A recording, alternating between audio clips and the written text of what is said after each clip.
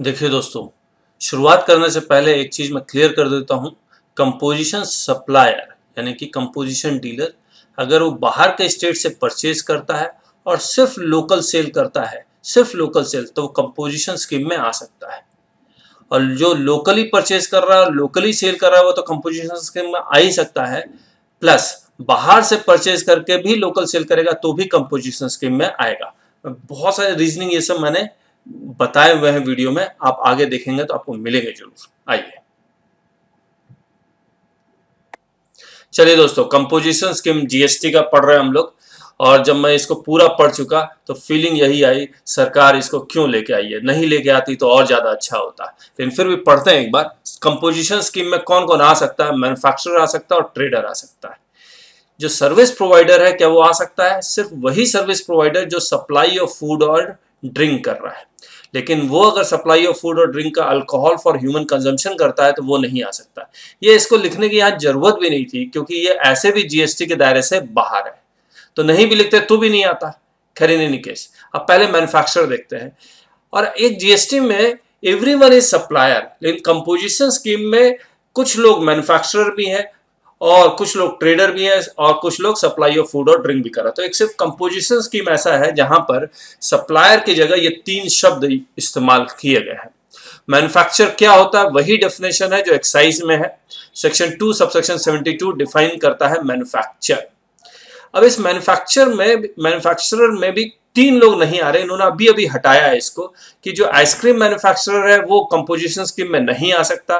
पान मसाला and tobacco manufacturer भी composition scheme में नहीं आ सकता। मैं आपको रीजनिंग बताऊंगा अभी क्यों नहीं आ सकता। अगर मैन्युफैक्चरर कंपोजिशन स्कीम लेता है तो 1% प्लस 1% 2% टैक्स लगेगा। सप्लाई ऑफ फूड और ड्रिंक अगर कंपोजिशन स्कीम लेता है तो 2.5% प्लस 2.5% 5% टैक्स लगेगा। और ट्रेडर अगर कंपोजिशन स्कीम लेता है तो 0.5% प्लस 0.5% 1% टैक्स लगेगा। ठीक है दोस्तों, अब पहला कंडीशन तो ये, इनमें से कोई भी एक आ सकता है। एक्सेप्शंस हमने पढ़ ही लिया आपके साथ। और दूसरा कंडीशन क्या है? दूसरा कंडीशन ये है जिसका aggregate turnover exceeds 20 lakh and is up to 75 lakh.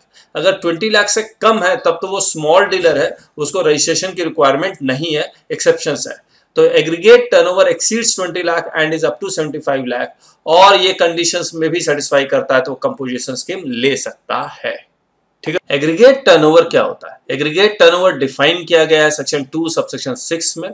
और ये जब भी एग्रीगेट टर्नओवर निकालेंगे तो all India basis same pan. इसका मतलब अगर आपके अलग अलग स्टेट में आपने रजिस्ट्रेशन करवाया हुआ है, आपका सेम पैन है, तो सभी स्टेट का टर्नओवर, सभी स्टेट में जो रजिस्टर्ड एंटिटी है उसका टर्नओवर देखेंगे हम लोग। और अगर सेम स्टेट में कई दुकानें या शॉप खोल रखी, उन सब का मिला के हम लोग टर्नओवर देखेंगे। ठीक है दोस्तों, और इसमें कौन कौन से टर्नओवर में कौन कौन से सप्लाई जोड़ेंगे? बोले टैक्सेबल सप्लाईज, यानी कि आपके पास ऐसे गुड्स है जिसके ऊपर टैक्स लग रहा है, उन सब का टर्नओवर। प्लस अगर आप दूध बेच रहे हैं, ब्रेड बेच रहे हैं जिसके ऊपर 0% ड्यूटी है, तो प्लस एग्जेम्प्टेड सप्लाईज, वो भी इसमें जोड़ेंगे, वो भी एग्रीगेट टर्नओवर का पार्ट होगा। अगर आप एक्सपोर्ट करते हैं वो भी जोड़ेंगे, और इंटर स्टेट सप्लाई करते हैं वो भी जोड़ेंगे। यानी कि जितने भी आपके आउटवर्ड सप्लाई हैं वो सारे जोड़ लेंगे। All India basis same pan. लेकिन इनवर्ड सप्लाई नहीं जोड़ेंगे, भले आप उसमें रिवर्स चार्ज के बेसिस पर टैक्स दे रहे हो, तो एक्सक्लूड इनवर्ड सप्लाईज। और जो आपका आउटवर्ड सप्लाईज में जो आप टैक्स कलेक्ट कर रहे होंगे, GST, CGST, SGST, IGST plus cess, ये भी नहीं जुड़ेगा। लेकिन एग्रीगेट टर्नओवर कंपोजिट्स जो सप्लाई कर रहा है उसके लिए क्या होगा? अगर कंपोजिट सप्लाई में वो एक्सपोर्ट कर रहा है तो वो कंपोजिशन स्कीम में आ ही नहीं सकता, तो ये तो गायब ही हो जाएगा। अगर कोई इंटर स्टेट सप्लाई कर रहा है वो कंपोजिशन स्कीम ले नहीं सकता, तो ये भी गायब हो जाएगा। तो मैंने क्या किया, और कंपोजिशन स्कीम में अगर कोई आता है तो वो जीएसटी कलेक्ट कर नहीं सकता, ये भी गायब हो जाएगा। तो हमने क्या किया, एग्रीगेट टर्नओवर का जो कंपोजिशन स्कीम से रिलेटेड है उसको हमने नए तरीके से लिखा है। आइए दिखलाता हूं मैं आपको। ये देखिए, aggregate turnover for composition scheme shall be, section 2 subsection 6 में डिफाइंड है, shall be taxable supplies plus exempted supplies. It excludes inward supplies on which reverse charge is required to be paid by composition supplier। बाकी वो tax लेगा नहीं। तो basically यही एक definition composition scheme के लिए। मैंने कहा था ये all India basis same PAN, जिसमें taxable supply plus exempted supply दोनों को मिला के। तो मैंने एक एग्जांपल लिया है, मान लीजिए मैं केके एंटरप्राइजेस एक शॉप चलाता हूं दिल्ली में, जहां पर टैक्सेबल सप्लाई कर रहा हूं 40 लाख का, एग्जेम्प्टेड सप्लाई कर रहा हूं 5 लाख का, यानी कि मैं दूध भी बेच रहा हूं, ब्रेड भी बेच रहा हूं, बाकी और राशन का शॉप है उसमें मैं बाकी सामान भी बेचता हूं जिसमें टैक्सेबल सप्लाई 40 लाख। तो दिल्ली से टोटल सप्लाई कितना हो गया, 45 लाख। नोएडा में जो शॉप है उसका टैक्सेबल सप्लाई है 25 लाख, एग्जेम्प्टेड सप्लाई है 5 लाख, तो टोटल सप्लाई नोएडा का कितना हो गया, 30 लाख। अब जब मैं एग्रीगेट टर्नओवर मुझे निकालना होगा, तो एग्रीगेट टर्नओवर क्या होता है, taxable supply plus exempted supply, तो ये 45 लाख प्लस 3 लाख कितना हो गया, 75 लाख। अब सवाल ये उठता है, क्या मैं कंपोजिशन स्कीम में आ सकता हूं? बिल्कुल आ सकते हैं, क्योंकि अप टू 75 लाख वाले आ सकते हैं, तो 75 लाख वाले आ सकते हैं, मैं आ गया। अब मुझे जो टैक्स देना है, क्योंकि मैं कितना दूंगा टैक्स, 2% ऑफ 2% ऑफ टर्नओवर लिखा हुआ है।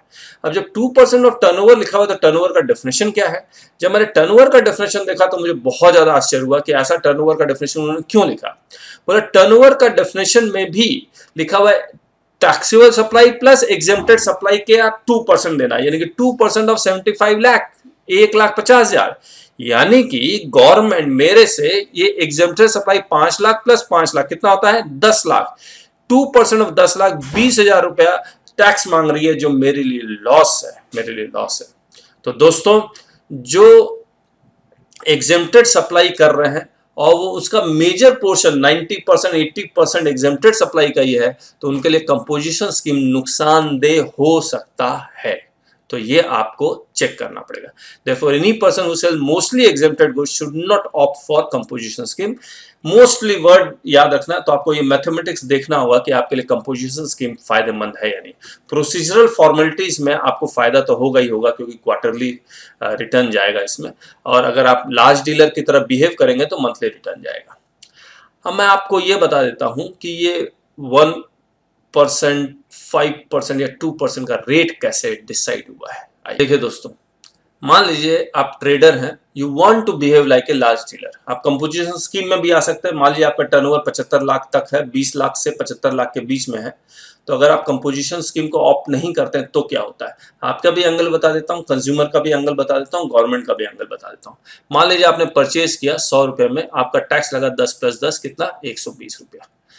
क्योंकि आप you are behaving like a large dealer, आप रजिस्ट्रेशन लेंगे, मंथली रिटर्न ये सब भरेंगे, तो आपको इस 10 + 10 का क्रेडिट मिल जाएगा। तो आपके लिए कॉस्ट क्या होगा, 100 रुपया। आपने इसमें अपना वैल्यू एडिशन किया, तो आपने 100 रुपए में खरीदते, कितने रुपए में बेच रहे हो, 110। आप ये मान के चलना, जितने भी ट्रेडर हैं वो 10% प्रॉफिट मार्जिन पे काम करते हैं, यानी कि उनका वैल्यू एडिशन कितना है, 10 रुपए। इसीलिए जो टैक्स है वो 1% है। 110 हुआ, SGST CGST लगाएंगे, इसका 10-10%, मैं सेम रेट ले रहा हूँ, मैं एज्यूम कर रहा हूँ 10-10%, नहीं तो 5-12 में कैलकुलेशन थोड़ी सी मुश्किल आती, तो 132 रुपए। अब सरकार को कितना मिलेगा, 20 रुपए मिल चुका है उसको, 2 रुपए आप दे देंगे, 11 - 10, 11 - 10, तो सरकार को 22 रुपए मिला। अब सरकार इनको एक ऑप्शन दे रही है कि आप कंपोजिशन स्कीम में आ जाइए, हम आपको प्रोसीजरल फॉर्मेलिटीज से थोड़ा सा मुक्त कर देंगे, मंथली रिटर्न से क्वार्टरली रिटर्न में आ जाएंगे, बस। और कुछ नहीं हो रहा, सरकार को कोई नुकसान नहीं होगा। देखिए, आपने परचेज किया 100 + 10 + 10 120, आपको ये 10 + 10 का क्रेडिट नहीं मिलेगा, तो 120 रुपए आपका कॉस्ट हो जाएगा। आप अपना वही प्रॉफिट मार्जिन 10 रुपए में मान के चल रहा हूं, वो 10 रुपया लिया और कितने में बेचेंगे, 130। इसमें आपको टैक्स नहीं ले पाएंगे। आप 1% ऑफ 130, ये 1 रुपया 30 पैसे को आपको सरकार को अपने पॉकेट से देना पड़ेगा। सरकार को कितना मिल गया, 1 रुपया 30 पैसा, 21 रुपया 30 पैसा। तो इन 22 रुपए अगर आप लार्ज डीलर की तरह बिहेव कर रहे हैं, कंपोजिशन डीलर की तरह बिहेव कर रहे हैं, तो सरकार को 21 रुपया 30 पैसे मिल रहा है। तो बहुत परसेंटेज फॉर्म में बहुत ज्यादा सरकार को नुकसान नहीं है, ठीक है। और ऑब्वियसली 1 रुपया 30 पैसा आप इसमें जरूर ऐड करेंगे तो ये अपने आप बढ़ जाएगा। अब कंज्यूमर देखिए कैसे सोचेगा, कंज्यूमर क्या सोचेगा कि वो लार्ज डीलर से ले जिसको वो 132 रुपया, या फिर कंपोजिशन डीलर से ले 130 रुपया।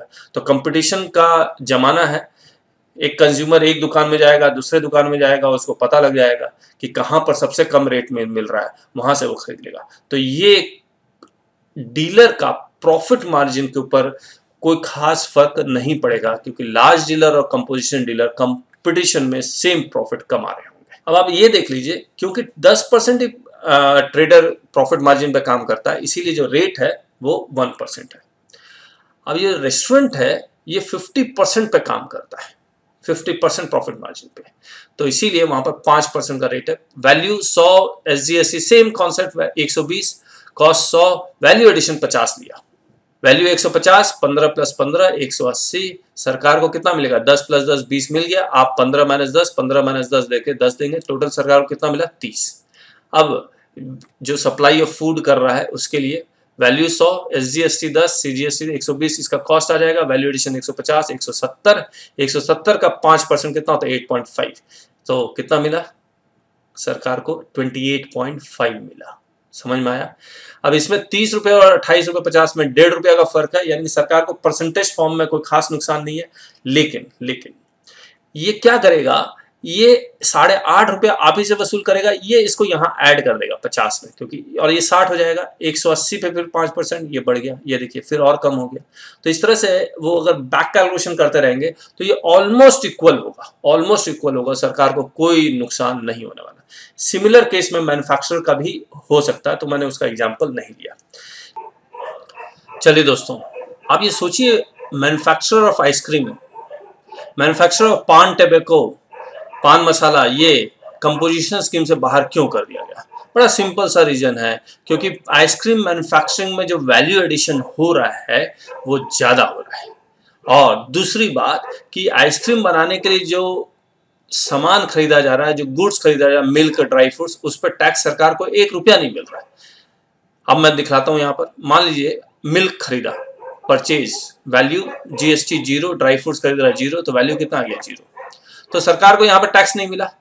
अब ये 100 रुपया का आइसक्रीम मैन्युफैक्चर करने के बाद 300 रुपया में बेच रहा है, आइसक्रीम पे GST 18% यानी कि 54 रुपया, और सरकार को कितना मिला, 54 रुपया। ठीक है, अब अगर सरकार इस आइसक्रीम मैन्युफैक्चरर को कंपोजिशन स्कीम में डाल देती है तो क्या होगा, वैल्यू 100, GST 0, वैल्यू 100, और अब आप इसको 300 रुपए में बेचेंगे, और मैन्युफैक्चरिंग है तो 2% ऑफ 300 कितना आया, 6 रुपया, तो सरकार को 6 रुपया ही मिलेगा। तो 54 और 6 डिफरेंस है या नहीं है? अब आप ये सोचिए कि मैन्युफैक्चरर ऑफ आइसक्रीम, पान मसाला, टैबेको, ये कंपोजिशन स्कीम के बाहर है, लेकिन अगर इनकी कोई ट्रेडिंग करता है, आइसक्रीम, पान मसाला, टैबेको की ट्रेडिंग करता है, तो वो कंपोजिशन स्कीम ले सकता है, आइसक्रीम, पान मसाला, टैबेको कंपोजिशन स्कीम में आ सकते हैं। ठीक है दोस्तों, आइए देखिए, कंपोजिशन सप्लायर अगर वो आउटवर्ड सप्लाई करता है तो मैन्युफैक्चरर, ट्रेडर और फूड सप्लायर को जो टैक्स देना है वो यहां पर लिखा हुआ है, लेकिन कंपोजिशन सप्लायर को रिवर्स चार्ज एप्लीकेबल है। इसका मतलब ये हुआ कि कंपोजिशन सप्लायर अगर इनवर्ड सप्लाई दे कर कंपोजिशन सप्लायर कुछ खरीदता है तो उस पर GST तो देगा, लेकिन क्रेडिट क्लेम नहीं कर पाएगा। सिमिलरली अगर उसको रिवर्स चार्ज एप्लीकेबल है, स्पेसिफाइड रिवर्स चार्ज जो सेक्शन 9 सब सेक्शन 3 में है, अनरजिस्टर्ड डीलर से, अनरजिस्टर्ड सप्लायर से खरीदता है, तो भी उसको रिवर्स चार्ज के बेसिस पे टैक्स GST देना पड़ेगा और उसको क्रेडिट नहीं मिलेगा। तो obviously this is again A somewhat typical situation for composition dealer। तो कंपोजिशन स्कीम में आपका स्वागत है। अब अगर आप कंपोजिशन स्कीम में आ गए तो कुछ कंडीशंस और रेस्ट्रिक्शंस हैं, और अगर कंपोजिशन स्कीम में आ गए तो आप याद रखिएगा कि आप जिस दिन आए हैं आप not a casual taxable person. तो मैं यही बोल रहा हूं कि आने के बाद आप कैजुअल टैक्सेबल पर्सन मत बन जाना कि दिल्ली में ट्रेड फेयर लगा हुआ वहां जाके दुकान लगाएंगे, कुछ कुछ बेच के आएंगे, तो वो पॉसिबल नहीं है। Non resident taxable person composition में नहीं आ सकता। ऑन द अपॉइंटेड डेट इसमें कुछ कंडीशंस दिए हुए हैं, लेकिन ये सारे कंडीशंस को गवर्नमेंट ने रिलैक्स कर दिए हैं। This has been relaxed as per FAQ। इसमें लिखा हुआ है 1 जुलाई 2017 को आपके पास ऐसा कोई गुड्स नहीं होना चाहिए, the goods held in stock have not been purchase in the course of interstate trade और कॉमर्स। यानी कि अगर आप बाहर से परचेज करते हैं तो 1 जुलाई को आपके पास बाहर से परचेज किया हुआ गुड्स नहीं होना चाहिए, कोई इंपोर्टेड गुड्स नहीं होना चाहिए, कोई गुड्स जो ब्रांच से नहीं वो आना चाहिए, ना एजेंट और प्रिंसिपल जो बाहर के स्टेट से भी नहीं आना चाहिए। लेकिन ये रिलैक्स कर दिया गया है, मैं आपको दिखलाता हूं। ये देखिए यहाँ लिखा हुआ there is no restriction on procuring goods from inter state suppliers by persons opting for composition scheme. उम्मीद है आपको नजर आ रहा होगा ये। चलिए बाकी कंडीशन तो मैं बता चुका हूँ। कंपोजिशन सप्लायर अगर वो अनरजिस्टर्ड डीलर से कुछ सामान खरीदता है, रजिस्टर्ड डीलर से खरीदता है तो अलाउड तो है, लेकिन उसको रिवर्स चार्ज देना पड़ेगा, रिवर्स चार्ज सिस्टम से। ठीक है, चलिए आइए। Composition dealer bill of supply issue कर सकता है। बिल ऑफ सप्लाई दो लोग इशू कर सकते हैं, जो सिर्फ एग्जेम्प्टेड सप्लाई कर रहा है वो बिल ऑफ सप्लाई इशू कर सकता है, और कंपोजिशन डीलर इशू कर सकता है। वो सेम कॉन्सेप्ट हमने लिया, टैक्स इनवॉइस की जगह बिल ऑफ सप्लाई, के इंटरप्राइजेस। हमने टैक्स इनवॉइस कैसा होना चाहिए वो हमने एक वीडियो डाला, वो आप जरूर देख लेना तो आपको समझ में आएगा। तो टैक्स इनवॉइस की जगह bill of supply, address, GSTN number, ये 2 डिजिट स्टेट कोड, पैन, फिर 1ZX, ये सब हमने समझाया हुआ उसमें। इसमें ये चीज इंपॉर्टेंट है, आपको इस बिल ऑफ सप्लाई में लिखना बहुत जरूरी है, composition taxable person not eligible to collect tax on supplies. फिर बिल टू गोविंदा को मैं बेच रहा हूं, एड्रेस लिख दूंगा, और उसका जीएसटी नंबर तो होगा नहीं होगा उससे कोई फर्क नहीं पड़ता, मुझे टैक्स में कलेक्ट ही नहीं कर सकता। Invoice number alpha numeric dated.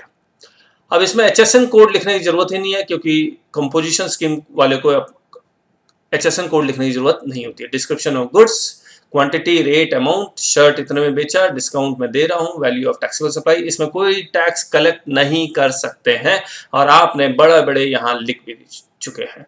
और दुकान के आगे भी लिखना पड़ेगा आपको, कंपोजिशन डीलर है आप। Amount in rupees, E and signed, बस।